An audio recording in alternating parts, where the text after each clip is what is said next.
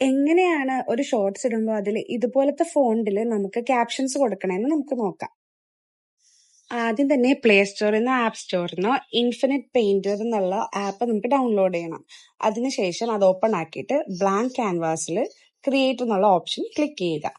നമുക്ക് പിന്നെ brush choose ചെയ്തിട്ട് കാലിഗ്രഫി എന്നുള്ള ഓപ്ഷൻ സെലക്ട് ചെയ്ത് അതിൽ നിന്ന് ഷാഡോ സ്ക്രിപ്റ്റ് എന്നുള്ള ഓപ്ഷൻ സെലക്ട് ചെയ്യാം. അതിനുശേഷം നമുക്ക് ഇഷ്ടമുള്ള കളർ ചൂസ് ചെയ്തിട്ട് നമുക്ക് ഫ്രീ ഹാൻഡ് ആയിട്ട് റൈറ്റ് ചെയ്തെടുക്കാം.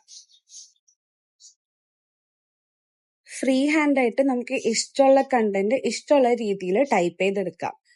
നമുക്ക് വേണ്ട ക്യാപ്ഷൻ ടൈപ്പ് ചെയ്തതിനു ശേഷം റൈറ്റ് സൈഡ് കോർണറിലുള്ള 3 ഡോട്ട്സിൽ ക്ലിക്ക് ചെയ്ത് നമുക്ക് സേവ് ചെയ്യാം.